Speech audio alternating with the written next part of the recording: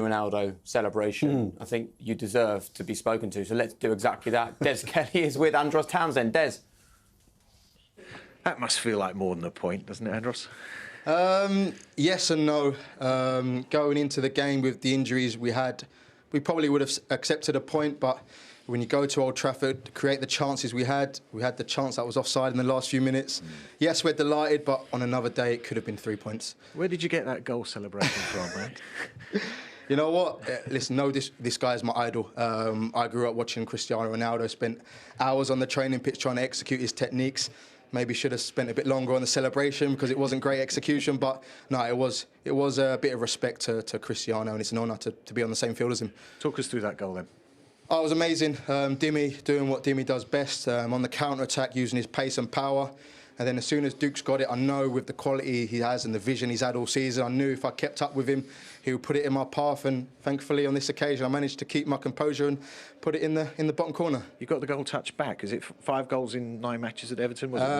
You say back. I never had it. No, it's something that's obviously, I've said it many times before, it's been tough for me trying to analyse why I haven't been scoring on a consistent basis with the quality I have with both feet. But I'm working on the training field. The manager, he demands the very best, and he got the best out of me when I was at Newcastle. Seems to be getting the best out of me again at the minute. And if I keep working hard, keep listening to the manager, hopefully I can continue getting on the score sheet. Yeah, he's doing a great job. What is he telling you to do? What's different? It's just non-stop. It's just he always wants to improve. If I score in the top corner, he tells me I need to put it bottom corner. If I cross out wide, he tells me I need to come in the pockets. He never gives you a pat on the back. He always wants more because he knows the quality we have in the dressing room, and he always thinks there's a higher ceiling to reach. And I love that sort of technique, and I'm repaying his faith at the minute. And like I said, long may it continue. You touched on the injuries. That makes this result much, much bigger, doesn't it?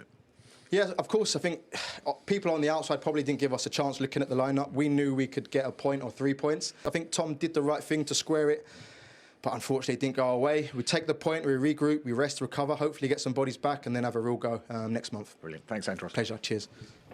What a lovely interview. See, it was a mark of respect, not disrespect. No, it was nice. It's refreshing to see someone come out and just speak so eloquently, so it's refreshing. So he's a very, very good pro. Obviously, JJ knows him probably better than myself and been in change rooms with him, but he's a really good professional. And you're getting your rewards when you work hard. A manager's very demanding, as he said.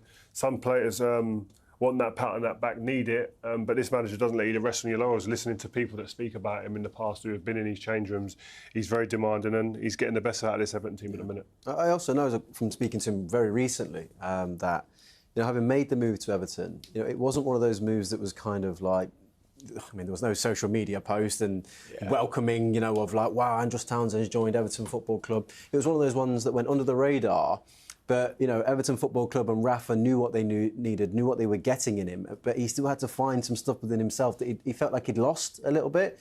And it's been great to see him get off to such a good, positive start and repaying, as you said, the faith in the manager and the football club with the goals, because he's got that in him. It was just about finding it again. And today was just that. I think what was key as well, the top managers, they get things right at the right times. And he believed in his team, they get their goal, and then he just made a little tweak. When he took Gordon off that left-hand side and put Damari Gray out there and then he just padded out that midfield a little bit more. Because that attack's coming at Old Trafford, and he had the players in there to be able to manage that with Decore as well alongside Alan. All round, brilliant. I thought Everton were brilliant, but the manager really played his part as well. All right, gents, thanks for now. 43rd minute was the defining one. Michael, you scored 13 goals, I've been checking, against West Ham and Newcastle. They were your favourite team. Oh. Anthony Martial has more against Everton than any other club.